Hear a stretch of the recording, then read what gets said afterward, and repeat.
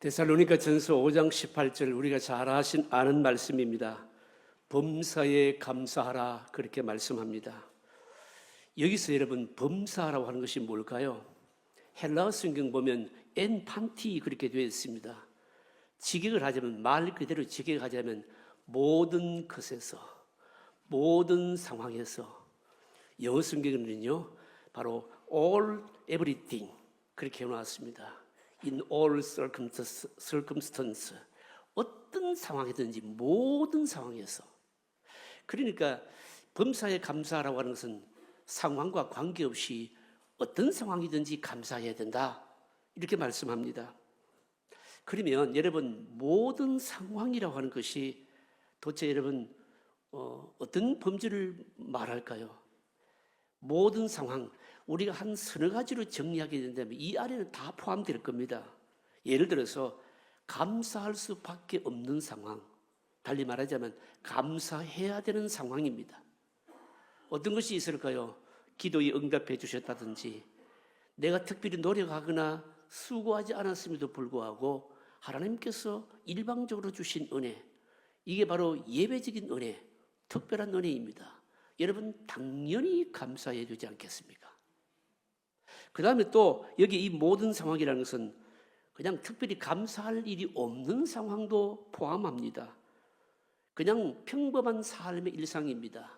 바쁘고 비교적 쫓기고 또 허덕이며 하루하루 살아가는데 그 변화 없이 평범한 일상, 그런 가운데서도 감사를 찾으면서 해야 된다는 것이죠. 그 다음에 또 여러분 이 모든 상황이라는 것은 도저히 감사할 수 없는 상황입니다. 어떤 것이 있을까요? 예컨대 어마어마한 생각지도 않은 고난을 당해서 그냥 미래가 너무 불투명하고 내가 과연 여기서 살아남을 수 있을까라고 생각될 정도로 바로 불안한 상황입니다. 결국은 뭘 의미하는 것일까요? 왜 이런 일이 나에게 일어났을까? 이해할 수 없는 원망과 불평이 막 쏟아지는 고난스러운 상황.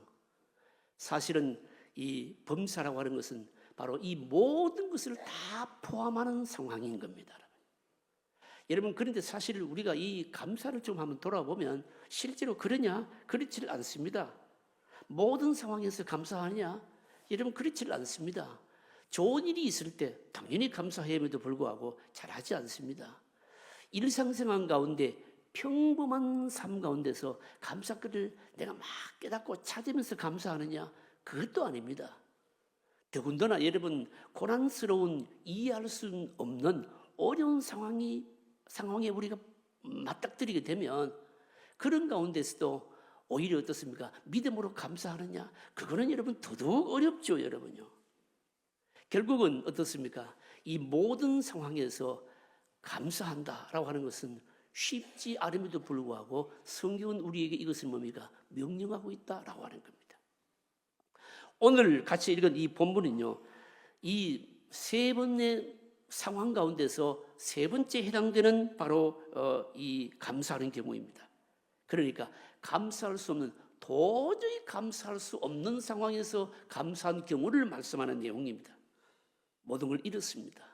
재산도 잃어버리고요, 내 건강도 잃어버리고요, 자식도 다 잃어버렸습니다. 절망스러운 상황 아닙니까? 이런 상황 속에서 하나님께 감사했다는 겁니다. 누가 그랬다는 겁니까? 욥이 그랬다는 거죠, 여러분. 어떻게 이럴 수가 있겠느냐? 여러분 이 말씀을 우리가 묵상하면서 하나님의 백성들이 감사하는 것이 세상 사람들과 도대체 뭐가 다른가? 감사를 다시 한번 더 회복하면서 감사를 통해서 우리에게 주시는 새로운 은혜와 복을 누리는 저와 여러분들 되시기를 바랍니다.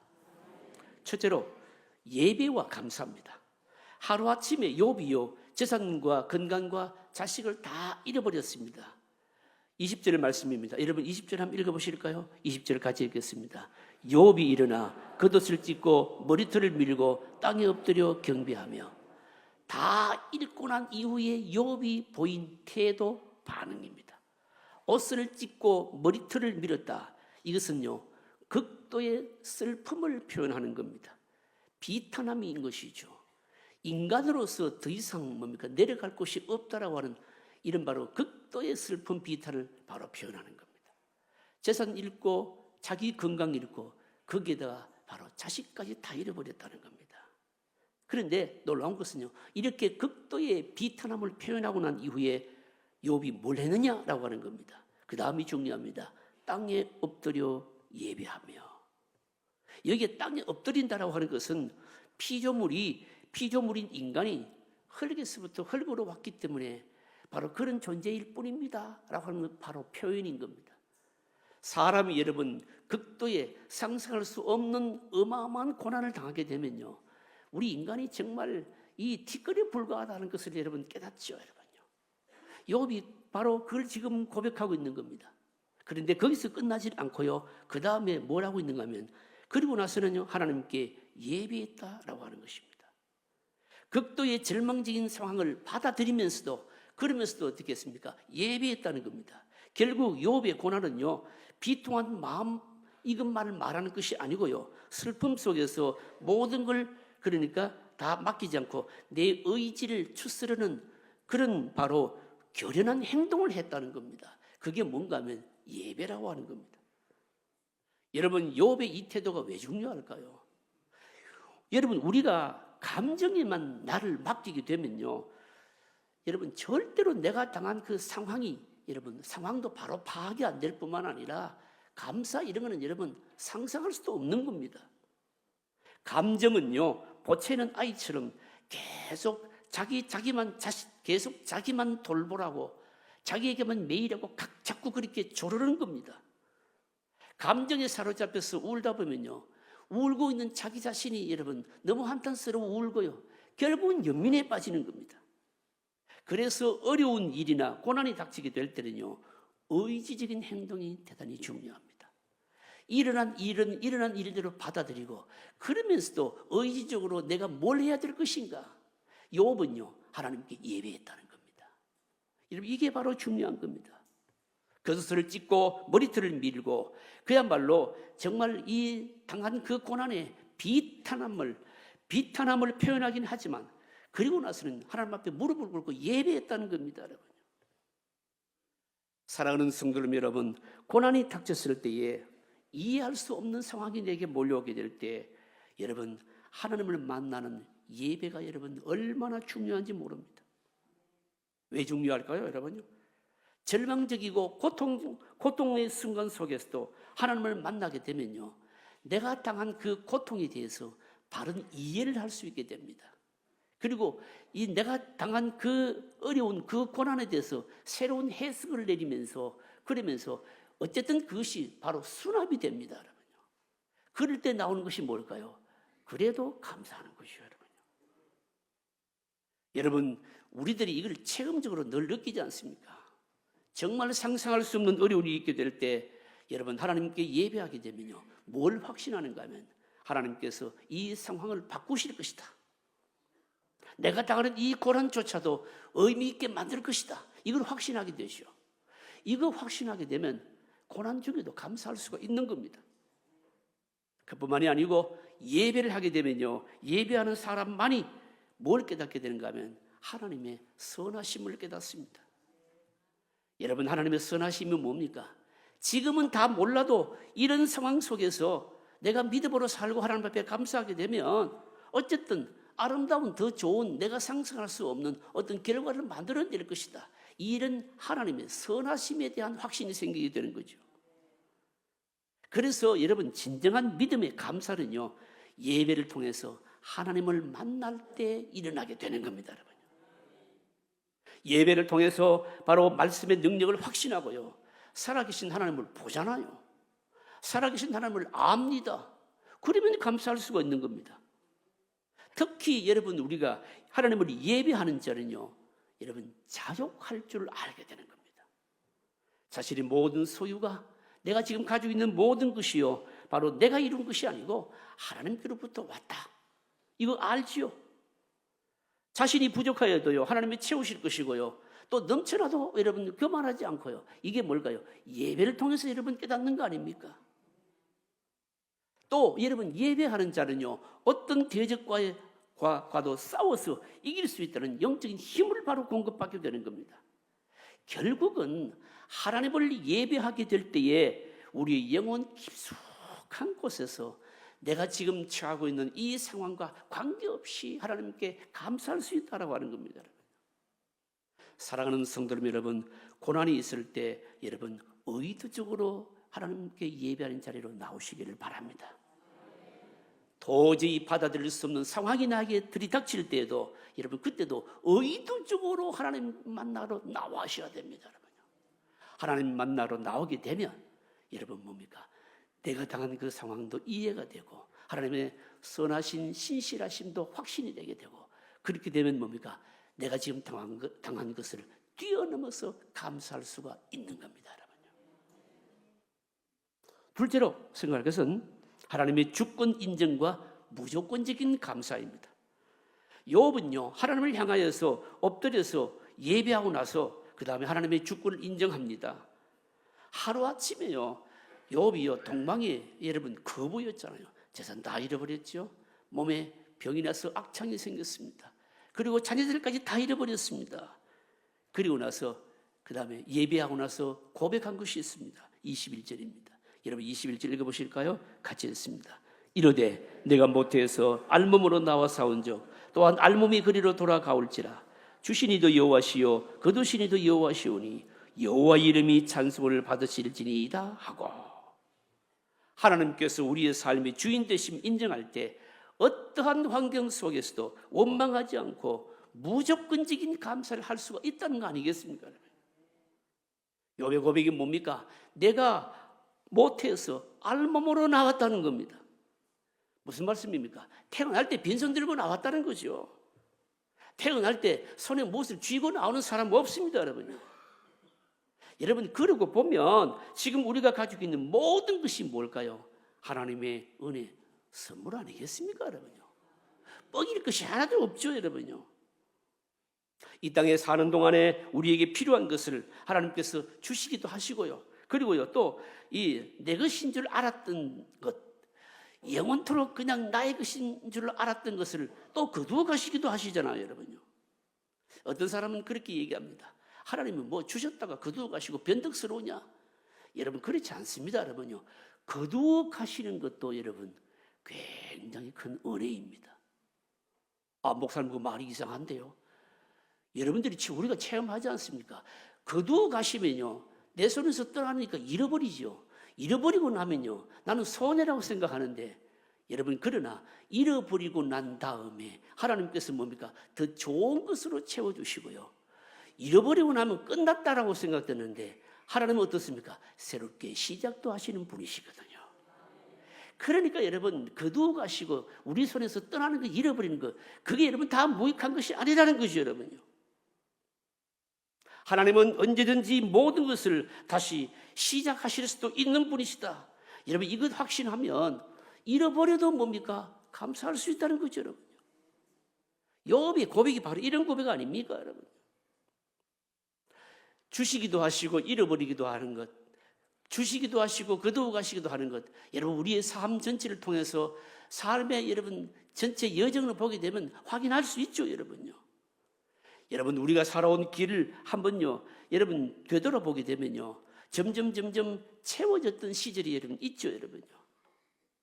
반지하에서 결혼 생활을 시작했는데 몇 년이 지나고 난 다음에요 해가 드는 지상으로 올라옵니다. 좀 더 세월이 지나면요 좁은 집이라도 한 칸 마련하고요 자녀들도 여러분 무럭무럭 잘 성장하고요.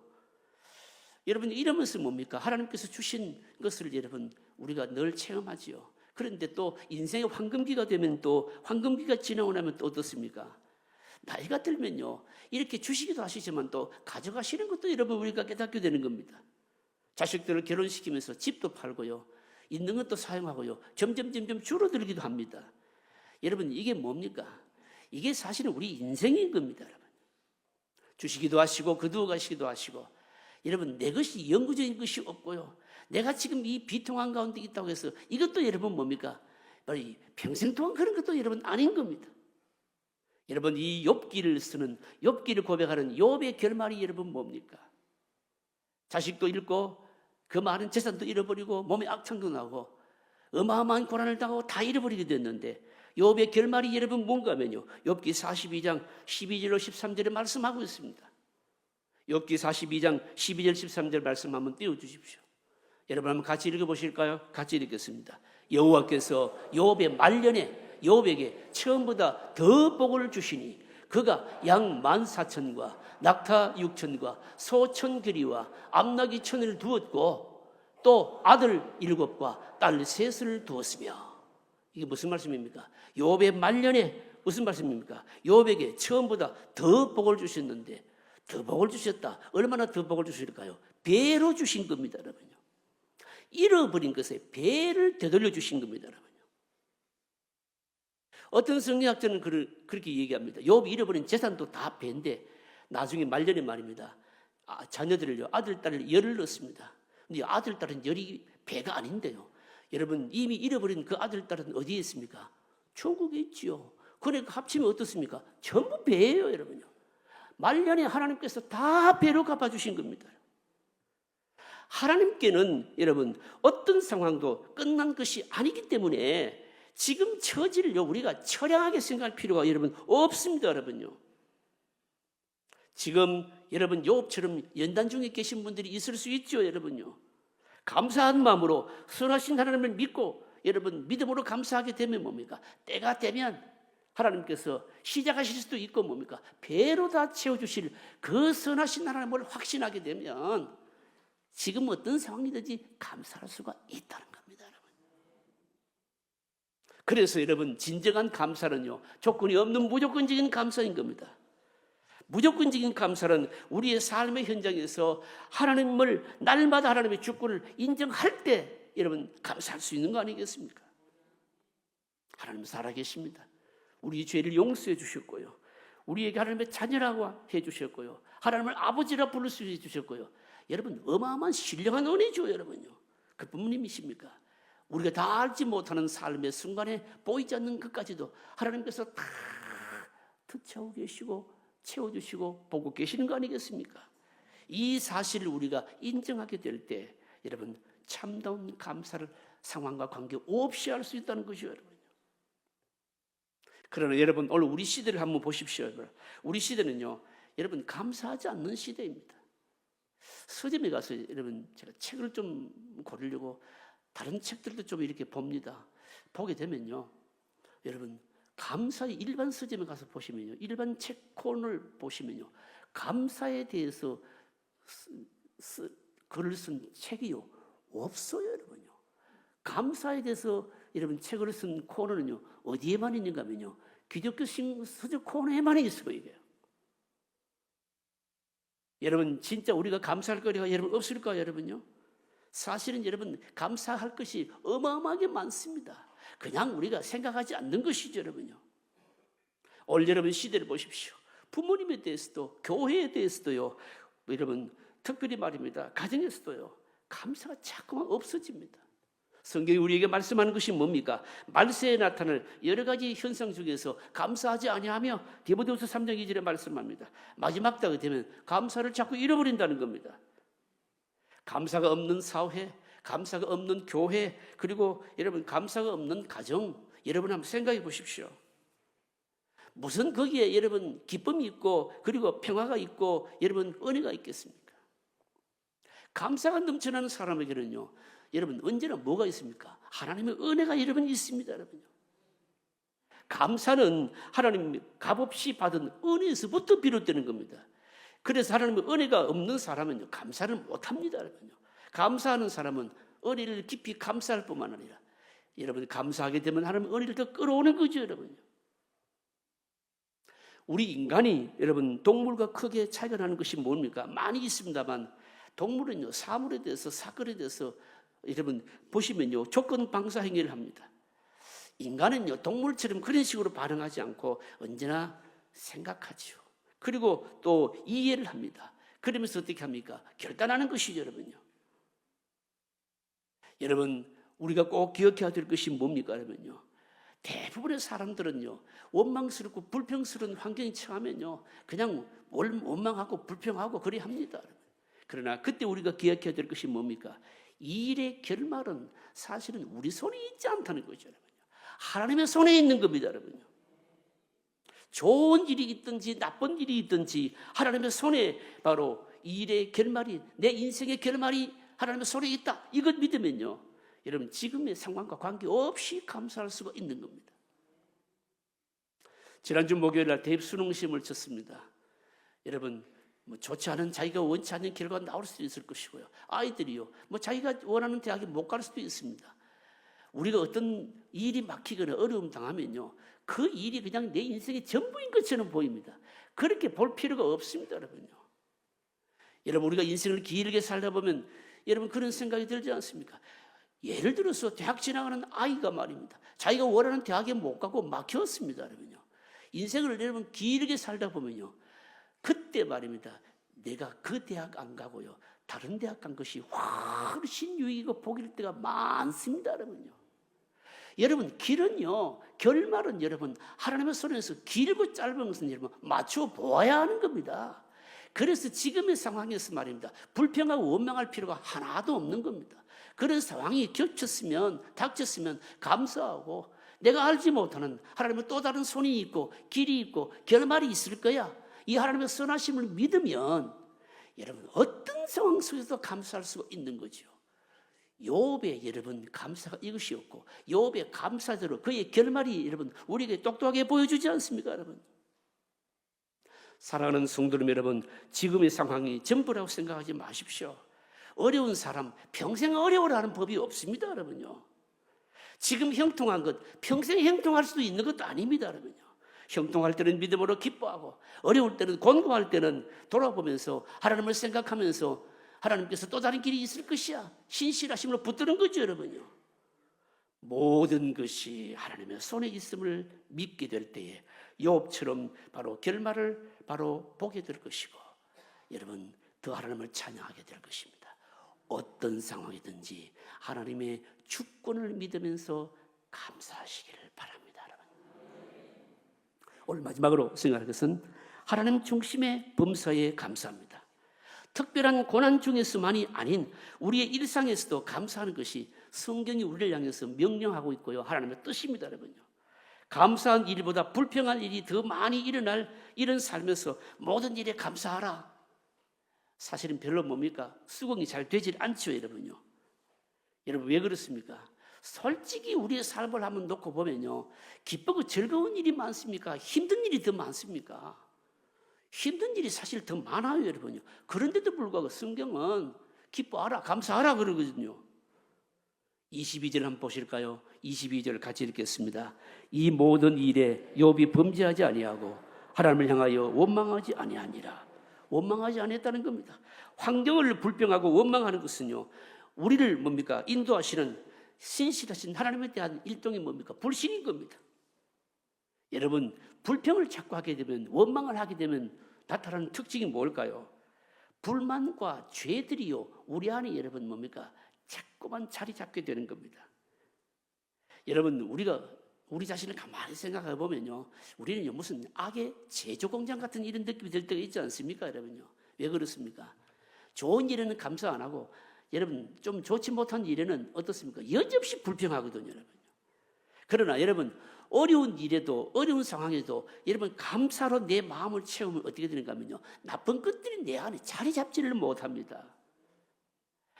감사할 수 없는 상황에도 감사를 하게 되면요, 어떻게 되는가 하면요, 내 마음이 여러분 아주 선한 긍정적인 모습으로 여러분 바뀌어지게 되어 있는 겁니다. 여러분요, 지금은 세상을 떠났습니다만 남아공의 만델라 대통령 여러분 잘 아실 겁니다. 인종차별과 민주화를 위해서 싸웠지만은요, 반역죄로 종신형을 선고받고 27년간 감옥에서 생활하지 않았습니까? 27년 만에 극적으로 석방이 되었는데, 이 만델라가 여러분 석방이 될 때요, 세계의 유수의 여론 기자들이 다 모였고요, 수많은 지지자들이 모였습니다. 교도소 앞을 가득 메웠는데요, 다들 생각했습니다.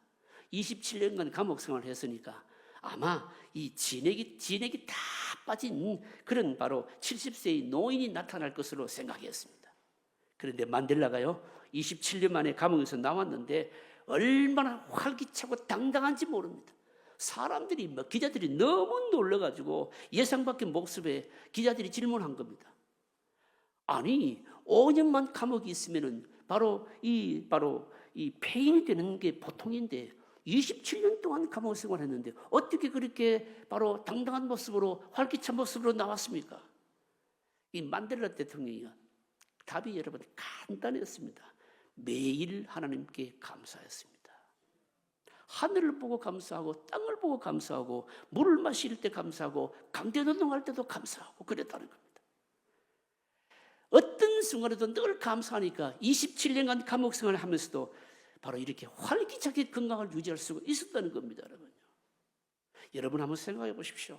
27년간 감옥 생활을 하면서 여러분 감사를 했다면 욥이요 재산도 자신의 건강도 자식까지도 다 잃어버리고 감사했다면 여러분 우리가 당한 이 상황이요 여러분 이 만델라 대통령만 하겠습니까? 욥만큼 하겠냐고요 여러분요. 여러분 그럼 우리도 여러분 어떤 상황에도 감사할 수 있지 않겠습니까 여러분요. 그래서 어떤 사람이 말합니다. 감사는 훈련이 필요하다 이렇게 말합니다. 좋은 일이 있을 때 하나님께 감사를 할 것 같지만 사실은 여러분 그렇지 않습니다.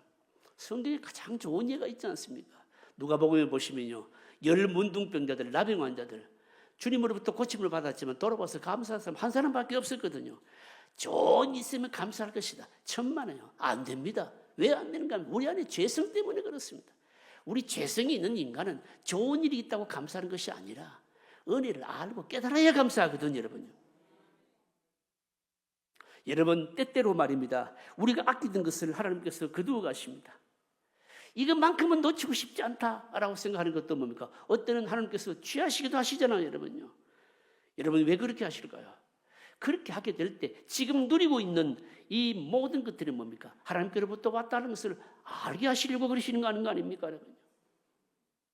내게 주어진 것들을 생각하고 감사한다면 여러분 생각 외로 의외로 참 우리는 부자들이고요. 받은 것도 많고 누리고 있는 것도 많은 겁니다 여러분. 감사절 예배를 드리는 바로 지금 우리의 마음 한구석에도 여러분요 해결되지 않고 답답한 일들이 많이 있을 수 있습니다 여러분요. 여러분 답답한 일, 어려운 일 그게 바로 당하는 것이 인생입니다. 성경은 우리 인생을 여러분 말할 때 행복에서 시작하지를 바로 않습니다. 욥기 5장 7절에 말씀합니다. 사람은 고생을 위하여 났으니 불꽃이 위로 날아가는 것 같으니라. 사람은 고생을 위하여 났으니 무슨 말씀입니까? 우리 인생이라고 하는 것은요 언제 내 머리에 불똥이 뜰지 모르는 그게 인생이라는 거 아닙니까 여러분? 인생 전체가 여러분 기쁨이나 즐거움보다도 어떤 면에서 여러분요 눈물과 고통이 더 많습니다 여러분요. 왜 그럴까요? 여러분 이것이 바로 하나님을 떠나서 죄악된 바로 본성에 끌려다니는 인생의 결과이거든요 여러분요. 여러분 요즘 보십시오. 가을에 말입니다. 낙엽이 바람에 날려서 막 몰려다니지 않습니까?